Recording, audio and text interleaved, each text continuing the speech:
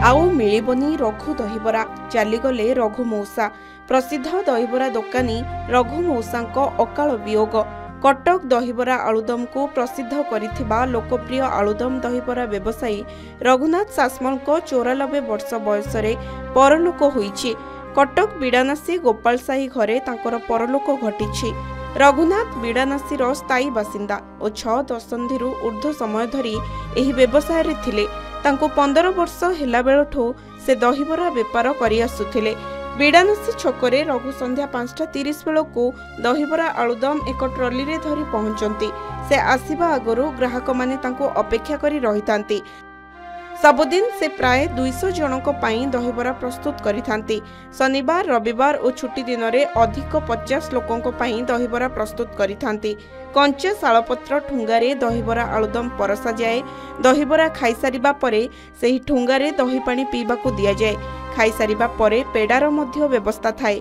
45 minute रु 1 घंटा मध्यरे तांकर सबु दहीबरा बिक्री हो जाए। निज घरे गाई रखी से दही प्रस्तुत करिथांती। तेबे वर्तमान तांको आउ देखिबाकू पाइबेनी ग्राहक। 6 दशंधि ऊर्ध्व समय धरी से दहीबरा व्यवसाय करुथिले। वार्धक्य जनित रोगरे पीड़ित होई घरे चिकित्सा चलीथिला। आज सकाळे तांकर परलोक घटिछि। 1950 मसीह मात्र 15 वर्ष बयस दहीबरा आलुदम व्यवसाय करी कटक दहीबरा को लोकप्रिय कराइबारे तांकर विशेष भूमिका रहिछि। कंचा शालपत्र ठुंगारे परसा जाउथला दहीबरा स्वतंत्र शैलीर दहीबरा प्रस्तुति पई प्रसिद्ध थिले रघु मौसा। रघु मौसांको देहांत शुणी मु मर्माहत एवं दुखित। दहीबरा आलुदम विषय रघु मौसा को जिते कहले भी कम पड़ो। एतिकी कहबी जगन्नाथ पाखे प्रार्थना करी अमर आत्मा को सद्गति दिंतु। परिवार को धैर्य एवं साहस प्रदान करूँ ये कही रोचे। रघु मौसा देहांत खबर पाई मु अत्यंत दुखित।